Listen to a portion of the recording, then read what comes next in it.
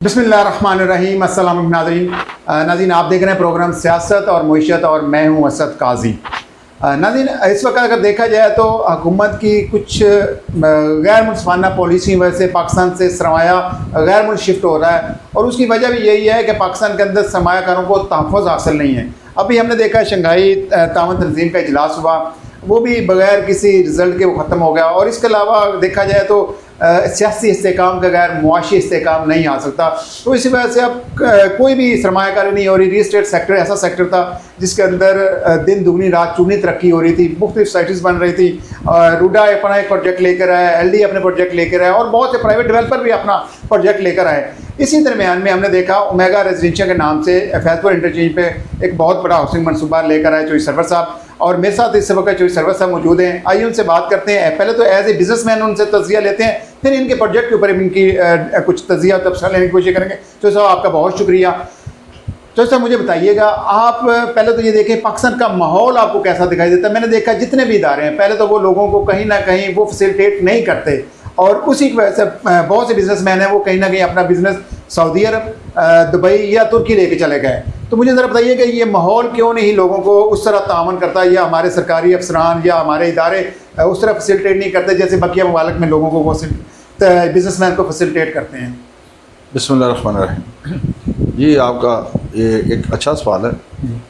Basically मैं ये समझता हूँ कि इंटरनल पाकिस्तान को खड़ा करने के लिए जो हाउसिंग सोसाइटीज़ है ना, या हाउसिंग का बिज़नेस, ये 32 सनतों को लेके चलता है। हाँ, तकरीबन जी। और पाकिस्तान के एक्सटर्नल के लिए एक्सपोर्ट ज़रूरी है। बिल्कुल। आप ये देखें कि हाउसिंग सोसाइटीज़ का जो बिज़नेस है ये बड़ा अच्छा चल रहा था जी, लेकिन आस्ता आस्ता टैक्स आस्ता आस्ता इन्होंने जो प्रॉब्लम क्रिएट करना शुरू की है कि सबसे बड़ी प्रॉब्लम कि जो इंस्टॉलमेंट पे ले रहा है प्लॉट बंदा, जो बड़ी मुश्किल से इंस्टॉलमेंट दे रहा है, उन्होंने कहा जी आप उस पर भी टैक्स लगाएं और उसकी इंस्टॉलमेंट में ऐड करें और हमें पे करें। अच्छा, ये सबसे बड़ी प्रॉब्लम हमारे बिज़नेस के ऊपर ये आई है। दूसरी ये है कि मैं बड़े मतलब ये कहूँगा कि माफ़ी चाहते हुए कि हर डिपार्टमेंट में करप्शन है। ऐसे ही हर डिपार्टमेंट में करप्शन है। ये पहले क्यों गैर कानूनी हाउसिंग सोसाइटीज़ बनने देते हैं, फिर उसके बाद इसका मतलब यह है कि ये उनको इजाज़त देते हैं कि ये बना लें, फिर हम इनके पास जाएं और इनसे अपना जो भी हाँ जी फ़ायदा उठाएं। अच्छा, बात यह है कि यहाँ पे क्योंकि कुछ सिस्टम बना ही नहीं, मतलब गवर्नमेंट अपने जगह प्रॉब्लम में है, नीचे जो हैं इदारे वो ज़्यादा करप्शन कर रहे हैं, एक सिस्टम बन ही नहीं पाया। ठीक है, जिसकी वजह से ये तो चौधरी साहब, फिर मेरा सवाल ये बनता है, आप रियल एस्टेट सेक्टर में तो बाद में आए, पहले आप बिजनेसमैन थे, आप दुबई बाकी दुनिया के मालिक में आप विजिट करते रहे हैं। तुर्की के अंदर, दुबई के अंदर मुझे जब भी दोस्त मिलते हैं वो कहते हैं इतना हुकूमत फैसिलिटेट करती है कि पाकिस्तान से ज़्यादा सरमाया जितना भी लोगों के पास होता है वो दुबई में जाके, इवन हमारे हुक्मरान भी दुबई में शिफ्ट अपना सरमाया शिफ्ट कर चुके हैं, सिर्फ इसलिए कि वो फैसिलिटेट करते हैं। तो वहाँ तरीका क्या अपनाते हैं? कोई बिजनेस में आता है, अपना सरमाया लगाता है, तो वो क्या सहूलियत देते हैं? घर पर बैठे तमाम सहूलियत मिलती है उनको। हाँ जी, सबसे बड़ी बात तो ये है कि वहाँ करप्शन वाला काम कोई नहीं, कोई किकबैक्स नहीं, कोई अंडर टेबल डील नहीं, सब कुछ मेरिट पे हो रहा है, कोई डील नहीं। अच्छा। दूसरी बात, आप ये देखें कि सिर्फ पाकिस्तान से सरमाया नहीं जाता, वहाँ अमेरिका जैसे, इंग्लैंड जैसे जो तरक्की याफ्ता मुल्क है, वहाँ से भी लोग आके अपनी इन्वेस्टमेंट करते हैं। अच्छा। वो इसलिए कर रहे हैं कि वहाँ टैक्स की रेशो बिल्कुल नॉर्मल है और वो अभी कुछ अर्से से ये टैक्स शुरू हुआ है, तो वहाँ इसकी वजह से प्रॉफिटेबिलिटी बढ़ती है। ठीक है, इसलिए पूरी दुनिया, सिर्फ पाकिस्तान ही नहीं, पूरी दुनिया, पाकिस्तान तो एक प्रॉब्लम है ना कि यहाँ बिजनेस करने नहीं दिया जा रहा, नहीं करना चाहिए, लेकिन आप ये देखें कि वहाँ से भी लोग दुबई जाते हैं। बिल्कुल, असल उनकी पॉलिसीज़ हैं। मैं अक्सर लोगों को कहता हूँ कि पाकिस्तान में किया हुआ बिजनेस जो है उसमें प्रॉफिटेबिलिटी बहुत ज़्यादा हो सकती है अगर इदारे साथ खड़े हों। ओके, आधा लोग कहते हैं कि रिश्वत की मद में दे देते हैं और यही उनको प्रॉब्लम फेस करनी पड़ती है जब आपका बिजनेस ग्रो कर रहा हो। अभी मैंने देखा पाकिस्तान के अंदर नेक्स्ट कोला एक ब्रांड आया जिसने पेप्सी कोक को मात दी और लोगों ने बाइकआउट कर दिया उनका, तो यकीन जाने उस बंदे को उठा लिया गया, उसको उस तरह आज़ादाना बिजनेस नहीं करने दिया। तो सबसे बड़ा मसला यही है कि हमारे जो इदारे हैं, महकमे हैं, वो बिजनेसमैन को सपोर्ट नहीं करते। इस वक्त जितने भी बड़े बड़े बिजनेसमैन हैं वो अपनी मदद आपके तहत उन्होंने तरक्की की है। जी, मैं आपको अभी आपने बताया ना कि उनको नेक्स्ट कोला वाले अभी मैं आपको अपनी मिसाल देता हूँ। जी जी। ये चंद दिन पहले मैं अपने घर था, मैं, मेरा बेटा वलीद, तलहा बाहर है अच्छा। टर्की, और मुझे एकदम लेटर मिलता है FI की तरफ से कि जी आप इंसानी स्मगलिंग में मुलव्वस हैं। अब आप ये देखें कि मैं अब हाउसिंग सोसाइटीज़ का बिजनेस कर रहा हूँ, मेरा काम ही नहीं। हाँ। अब किसी ने ऐसा काम किया कि जज साहब हैं अब्दुलस्तार नगाह साहब, अच्छा। उन जज साहब ने एक एप्लीकेशन पे उस पर नोटिस लिया और उन्होंने ऑर्डर पास कर दिया कि इनके अकाउंट ब्लॉक कर दें, इनका खानदान का ECL में डाल दें। अच्छा, आपको पूछा ही नहीं गया, मौका भी नहीं लिया गया और एक तरफा फैसला कर दिया। मैं वही आपको कह रहा हूँ कि ECL में डाल दें, इनकी प्रॉपर्टीज़ के ऊपर बैन कर दें। 1-2 करोड़ रुपए का जैली बंदे ने जनवरी में, उसने कहा जी मैंने जनवरी 2024 में दिया और केस अब किया और लिखा जी 2 करोड़ रुपए इनको इमिग्रेशन के लिए दिया था टर्की की। अब मुझे पता ही नहीं वो बंदा कौन है। अच्छा। मुझे कुछ नहीं पता कि ये क्या केस है, और जज साहब ने मेरा ECL में नाम डलवा दिया। उन्होंने मेरे अकाउंट ब्लॉक करवा दिए। अच्छा। अब मुझे ये बताएं कि यहाँ बिजनेसमैन कैसे काम करेगा। आप ये देखें कि उस बिजनेसमैन को पता ही नहीं, और जज साहब ने जो मुझे बुलाया ही नहीं, और उन्होंने ये फैसला सुना दिया। लेकिन चौधरी साहब, मुझे अफसोस होता है कि ये कहते हैं जी हम सरमायाकारों को राग़ब करेंगे, पाकिस्तान में सरमायाकारी करेंगे, इंडस्ट्रियाँ बंद हो जाएंगी, बिजली महंगी होने की वजह से पूरी फैक्ट्रियाँ बंद हो रही हैं, मजदूर कल भी मैंने देखा एहतजाज का रिकॉर्ड करा रहे थे। तो आप ये समझते हैं जितना देर बिजनेसमैन को ये तहफ़्फ़ुज़ नहीं देंगे, पाकिस्तान के अंदर मईशत बेहतर नहीं हो सकती। देखिए जी, मैंने तो आपको अपना बताया कि मुझे घर बैठे, मैं बिजनेसमैन हूँ, हाउसिंग सोसाइटीज़ का मालिक हूँ, और मुझे ये पता लगता है कि यार आप पे ये केस है और ECL में डाल दे, तो अगर ये हरकतें करेंगे तो यहाँ रहेगा कौन। चलें सर, चौधरी साहब आपने कहा मैं तुर्की में गया हूँ, मुझे बताएं जब तुर्की में आप जाते हैं वहाँ पर आपको वहाँ की गवर्नमेंट कितना फैसिलिटेट करती है? जी, मैं टर्की में गया था 2019 में, ठीक है, और 20 में मैंने वहाँ मैं चेक करने गया। उस वक्त वहाँ वो लोग नेशनलिटी दे रहे थे, उसको डॉलर 137 रुपये का था, ठीक है, तो $2.5 लाख पे वो इन्वेस्टमेंट पे नेशनलिटी दे रहे थे उस वक्त। अब ये समझ लें कि बहरिया में या किसी अच्छी सोसाइटी में कनाल का अपना 2.5 करोड़ का था, और वहाँ पे 3.25 करोड़ रुपये में आपको एक नेशनलिटी पे, बिल्कुल, और एक डेवलपर और तरक्की याफ्ता मुल्क था। उसको मद्देनजर रखते हुए मैंने अपनी फैमिली की इमिग्रेशन करवाई, ठीक है, यहाँ से कानूनी तौर पे थ्रू बैंक चैनल मैंने अपनी पेमेंट भिजवाई।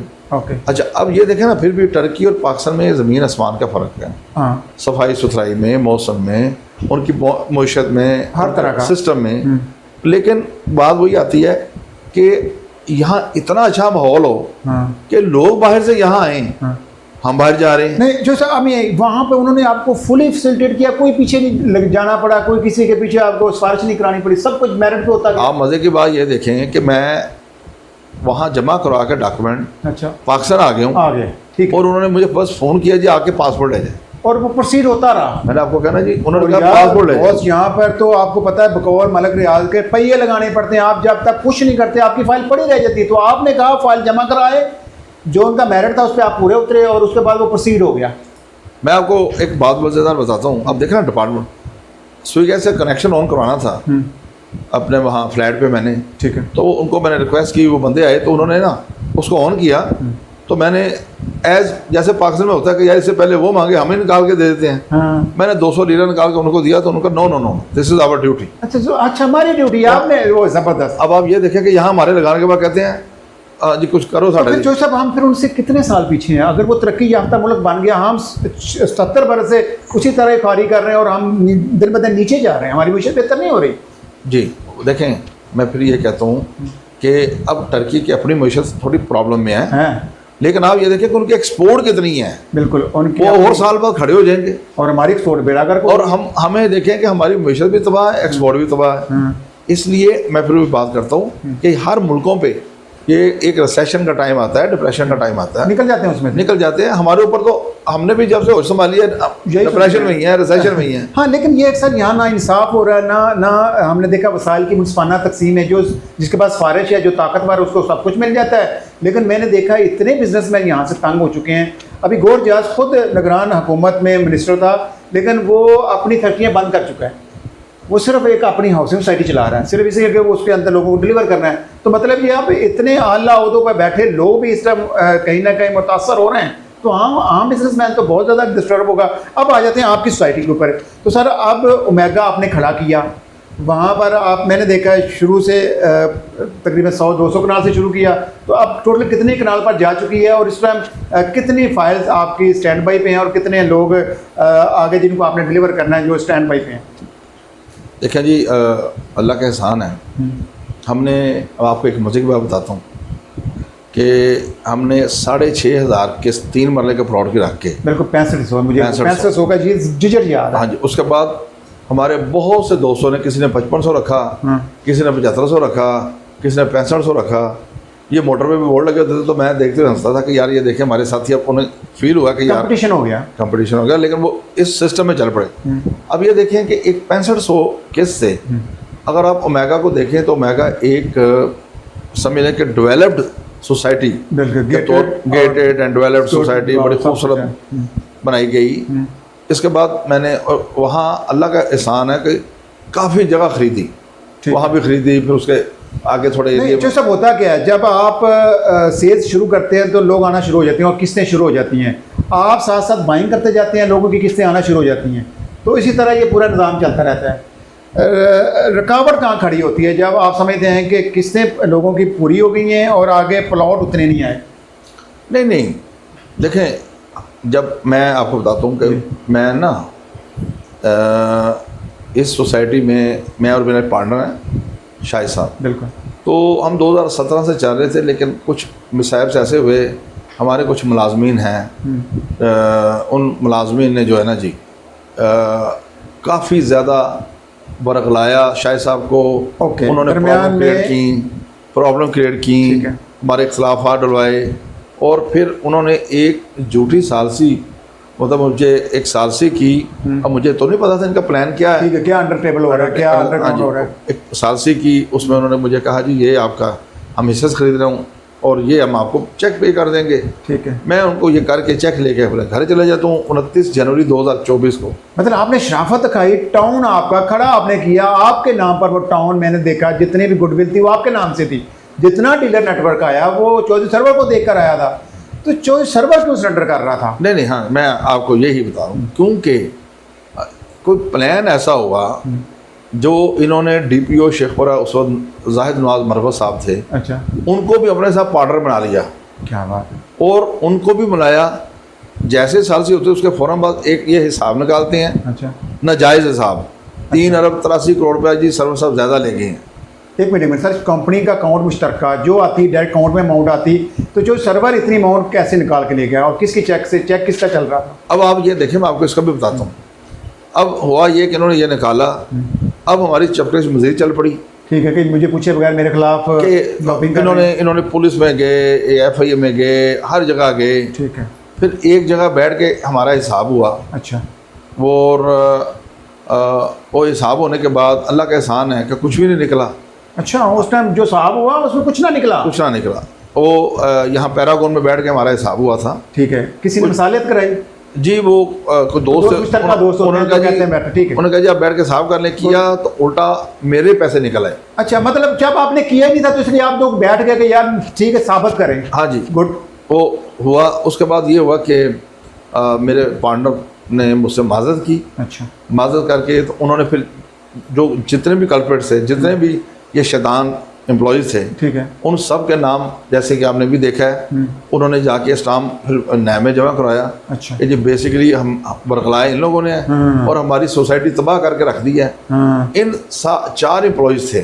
ओके, इन 4 एम्प्लॉयज़ ने जो कि उस दिन जो स्टाम्प आपने पढ़ा, जिसमें जी आपने नैब की तरफ से जो जी इसमें उस्मान खान है, हसन रजा भट्ट है, इमरान भट्टी और मुबशर अलमास, इन चारों ने मिल के लाहौर और फैसलाबाद में इतनी ज़्यादा करप्शन की है। ओके, जब मेरा असल में इशू ये था कि जब मैंने अगस्त 2023 में अपने पार्टनर को कहा कि यार ये करप्शन इतनी कर रहे हैं, मैं इनकी इंक्वायरी करूँगा ज़रूर। अच्छा, मैंने उन्हें ये कहा कि तो कुछ 10-12 दिन के लिए, हफ्ते के लिए मैं वहाँ चले गया टर्की। अच्छा, वहाँ कुदरती मेरा अपेंडिक्स का मसला बन गया, तो फिर मुझे 10-15 दिन मज़ीद आना पड़ा। ठीक है, जब मैं वापस आता हूँ तो पीछे सारा कुछ चेंज हुआ होता है।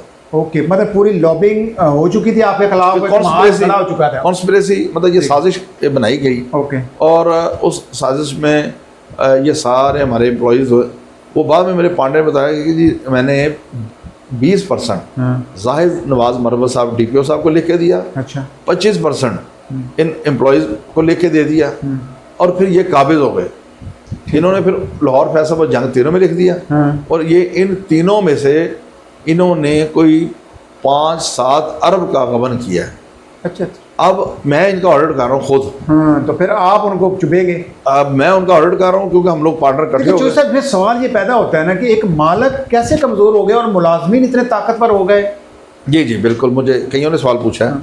बेसिकली इस वजह ये हुई कि मेरे पार्टनर, देखिए मेरे पार्टनर ने मुझसे शेयर लिखवाया ना, अब मुझे तो नहीं पता कि पार्टनर ने पहले उनको शेयर लिख के दिया हुआ था। हाँ, पार्टनर पहले ही उनके साथ अंडरस्टैंडिंग कर चुका था और चॉइस सर्वर को नहीं केलो को पता था। मुझे नहीं पता। ठीक है, इस वजह से वो ताकतवर हो गए। वो ताकतवर पार्टनर भी लेवल पे आ गए। इसलिए हाँ पार्टनर के लेवल पे आ गए।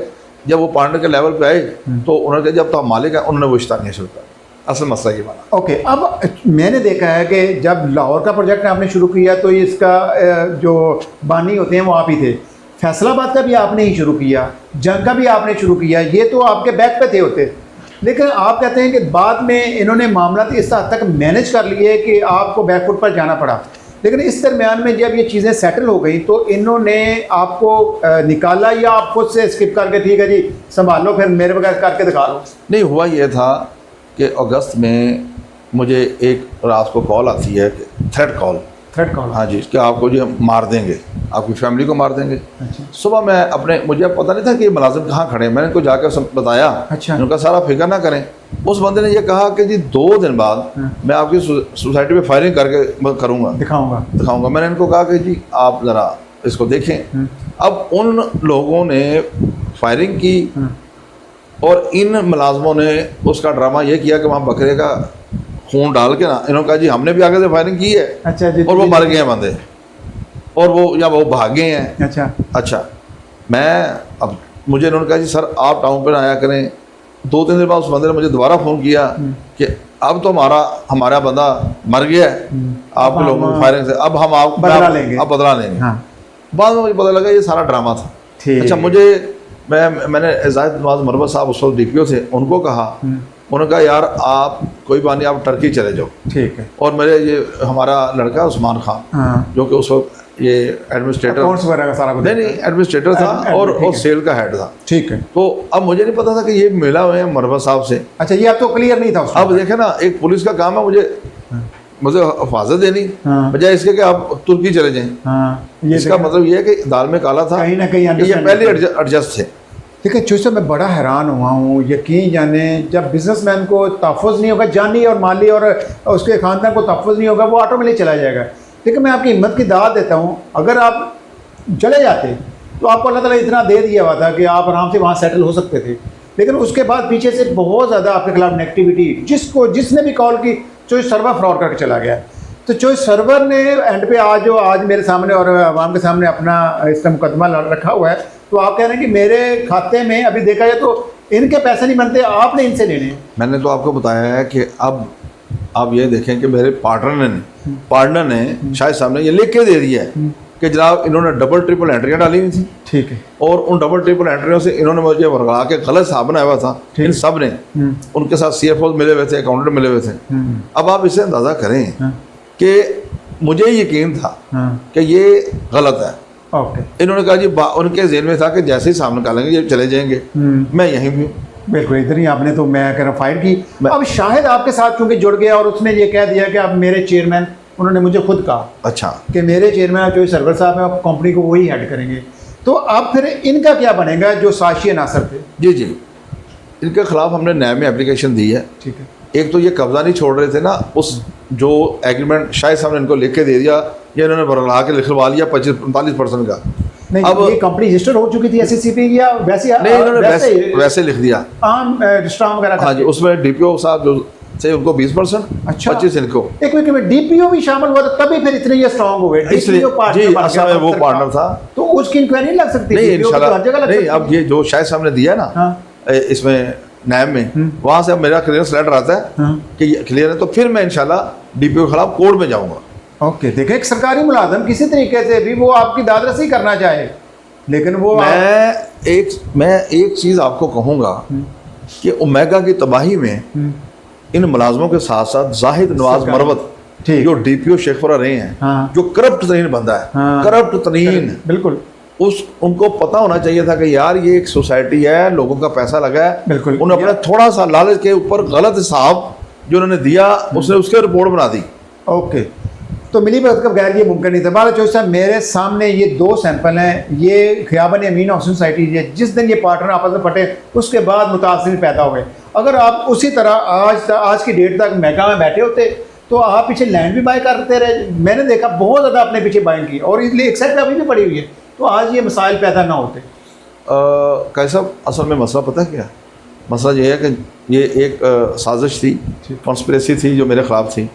लेकिन जब मैं 29 जनवरी को जाता हूँ ना, जब मैं गया हूँ तो तब भी अकाउंटों में बहुत अच्छा पैसा था। अच्छा, बैक पे आपके पास फंड्स पड़े हुए थे? बहुत बड़े फंड्स छोड़ के गया था। ठीक है। और हमारे ऊपर मैंने जितनी देर सितंबर 2017 से 29 जनवरी 2024 को जब कब्जा दिया शायद साहब को, इन 5-6 सालों में आप कोई भी मेरे बैंक अकाउंट को उठा के चेक कर लें, ना किसी वेंडर का चेक, ना जमींदार का चेक, ना किसी क्लाइंट का चेक, डिसऑनर ही नहीं होगा, क्लियर थी, डिसऑनर ही नहीं होगा। ओके। और हर बंदे को आप जाके जमींदारों से पूछ लें, उनको अगर चेक दिया और उन्होंने ये नहीं कहा यार जरा रोक लो। अच्छा, आप जो असल सवाल पे आ जाते हैं। अब आपके जाने के बाद सोसाइटी नीचे डाउनफॉल का शिकार हो गई, मुतासिर का ग्रुप बनना शुरू हो गया। अब मुतासिर को इन्होंने चेक देने शुरू कर दिए। जब आपसे होली सोली डील कर ली तो फिर तो आप निकल गए, फिर तो मालिक ये हो गए ना। लेकिन फिर भी नाम चौधरी सरफ का गूंजता रहा, और फिर मुतासिर जो है वो चक्कर लगाते रहे, उनको चेक्स मिलते गए, लेकिन उनके चेक्स जो हैं वो डिसऑनर होना शुरू हो गए। फिर मैंने कहा मुस्लिम यहाँ पर मुस्लिम टाउन में ऑफिस था, आई थिंक शाहजमान में, तो वहाँ से लोग आना शुरू हो गए जी। ये जितनी प्रॉपर्टी थी होली सोली सारी अपनी कंपनी के नाम कर दी, और आप वहाँ से नीट एंड क्लीन चिट लेके आप निकल गए। नहीं, हुआ ये कि इन्होंने 29 जनवरी 2024 को जब हमारी ये सालसी हुई, ठीक है, और 6/2/2024 को साइन हुई, ठीक है, तो वो 29 जनवरी को इन्होंने शाहिद साहब को सारी चीज़ों का कब्जा दिलवा दिया। ठीक हो गया, उन्होंने दिलवा दिया क्योंकि साथ मिले हुए थे। अब मैंने कोर्ट में दाखिल कराया कि जी हमारा रूल ऑफ लॉ बने और मैं निकल जाऊँ। ठीक हो गया। इन्होंने वहाँ पे ड्रामे शुरू कर दिए। अच्छा, वो हिसाब ले आए, ये वो बड़ा लंबा एक प्रोसेस इन्होंने शैतानी की बहुत बड़ी। इसमें बहुत ऑफिशियल, मैं आपको क्या बताऊं कि और मजीद ऑफिशियल शामिल थे। ठीक है, मैं आपको नाम बताऊंगा तो आप हैरान होंगे। ओके। तो चूँकि साहब मैंने जब तक देखा है, आपने जब तक पूरा कंट्रोल संभाले रखा, हर चीज़ मैनेज थी, कितने साल आपने चलाया, एक ट्रस्ट लेवल, इतनी ट्रस्ट डेवलप किया, सोसाइटी अंदर थी, लेकिन फिर भी आपने कंपटीशन किया, तो ये सारी आपकी क्रेडिबिलिटी थी। तो अब उनको ये चीज़ रियलाइज़ हो चुकी है कि जो सर्वर के साथ साजिश करके हमने अपने साथ भी साजिश कर ली है। अब मैं क्योंकि अभी ऑफिशियली गया नहीं, आपने वहाँ पर अभी चार्ज नहीं संभाला, लेकिन मैंने अपने जब पार्टनर को कहा कि मुझे ये सारा ऑडिट करवाओ। अब जब मैं ऑडिट कर रहा हूँ तो मैंने ये देखा है कि इन्होंने जो इतने अरसे में लाहौर फैसलाबाद में कुछ 4-5 अरब रुपए आया है। अच्छा, उसमें से बहुत मुश्किल से कुछ 4 करोड़ रुपये ज़मींदारों को दिए। अच्छा, बस और कुछ 3 पैसा जो आ रहा है ये एक साथ की मद में आ रहा है, एक साथ की मद में आया ना, सारा पैसा इन्होंने गबन कर लिया। ठीक, और रिफंड के नाम पे, रिफंड के नाम पे देते जा रहे हैं, रिफंड के नाम पे कंपनी को जीरो, कंपनी से शो किया जी। अच्छा, कंपनी अकाउंट जीरो हो गया, उसमें कुछ नहीं, रिफंड के नाम पे ये किया है कि कंपनी को कहा है कि इससे हमने कोई कटौती नहीं करनी, हमें कंपनी को जीरो रख के तो लोगों से 70% काटते रहे हैं। ओके, मतलब फिर भी प्रॉफिट में रहे हैं ना ये लोग। नहीं, इन लोगों ने तो दिहाड़ियाँ लगाई हैं ना, अपनी जेब में ले गए हैं। ठीक है, इसी तरह इन्होंने बड़ा पैसा जो आया है वो गबन कर लिया है। नहीं, अब मैं कह रहा हूँ बार बार कि ये सारे का सारा जो एम्पायर खड़ा हुआ था, ये जो सर्वर के नाम पे खड़ा हुआ था, लेकिन बेनिफिशरी ये बन गया और नुकसान और नेगेटिविटी सारी आपकी फैल गई। अब मुझे आप बताइएगा इस वक्त आप इनके खिलाफ क्या कार्रवाई करने जा रहे हैं, और बाकी आप इसका चार्ज संभालने जा रहे हैं? जी, इनके मैंने और मेरे पार्टनर ने, अब जब से हम इकट्ठे हुए हैं, हमने वहाँ एक एप्लीकेशन दिया नैब में, ठीक है, कि जनाब ये काबिज़ हैं, ठीक है, तो इनसे वो एग्रीमेंट ख़त्म कराया जाए और हमें कब्जा दिलवाया जाए। ठीक है, चलें। और नैब ने हमारे साथ एक अच्छा ताउन किया है। ताउन किया है। हाँ। फिर हमने नैब को एक एप्लीकेशन देने लगे हैं कि जी ये कम से कम को 6 अरब रुपया गबन कर गए हैं मुख्तलिफ मद में, तो हमें रिकवरी करवाई जाए ठीक। ताकि हम लोगों को हाँ, एडजस्ट कर सकें। एडजस्ट किया जाए, बिल्कुल। मुतासिरीन का तो हर बात आज नहीं देना तो आगे भी देना ही देना है। बाला चौधरी साहब आपका बहुत शुक्रिया। नाज़रीन आपने चौधरी साहब का मौक़िफ़ सुना, मैंने भी जितने मेरे ज़हन में सवाल आते मैंने देखा नाज़रीन, बाकी इनको कहीं ना कहीं अगर नैब उस तरह एक्शन करती, जैसे मैंने देखा मॉडल हाउसिंग का एक फ्रॉड हुआ था, बहुत ज़्यादा पैसा फरहान चीमा साहब ने इकट्ठा किया, लेकिन वो ऐसी सूरत बनी कि जब नैब ने उनकी गिरफ़्तार किया और इस तरह मॉडल हाउसिंग का और इसके अलावा हमने देखा फिरोजपुर सिटी का फ्रॉड हुआ, वो जब पकड़ा नैब ने तो उसके बाद सारी पैर गिर गई, वो बिज़नेस तबाह हो गया और वो बिल्कुल ही जो मुतासिर थे वो बेचारे रुलते रहे, उनको नैब से भी पैसे उस तरह नहीं मिले। अब ये मैं समझता हूँ कि नैब को बिज़नेसमैन को तहफ़्फ़ुज़ देना चाहिए और बिज़नेसमैन की सपोर्ट करनी चाहिए। जितने फ्रॉडी होते हैं वो अपना कहीं ना कहीं अपना हाथ दिखा देते हैं और उससे फिर एंड पे सफ़र जो है वो आम आदमी आम फाइल ऑर्डर करता है। और इसके लिए मैं समझता हूँ कि अब नैब को, एंटी करप्शन को, बाकी इदारों को इसके ऊपर इंक्वायरी करनी चाहिए। बाकी चौधरी साहब का मौक़िफ़ बिल्कुल भी जायज़ है कि मैं अभी भी काम करना चाह रहा हूँ, मैं चाहता तो मैं तुर्की में सेटल हो जाता, शिफ्ट हो जाता और अपनी ज़िंदगी बकिया वहाँ आज़ादी से गुजारता, लेकिन मैं पाकिस्तान में मौजूद हूँ और मैं मुकदमे जो इन्होंने मेरे ऊपर किए हुए मैं उनका फ़ाइट भी कर रहा हूँ, अदालतों में भी जा रहा हूँ, जो लीगल फोरम है उसको ये ट्राई कर रहे हैं। बाकी आपके ज़हनों में कोई सवाल आता हो आप हमसे कर सकते हैं। नेक्स्ट इंशाल्लाह एक और सेशन रखेंगे। आज के प्रोग्राम से इतना ही, कल फिर मुलाकात होगी। अल्लाह हाफ़िज़।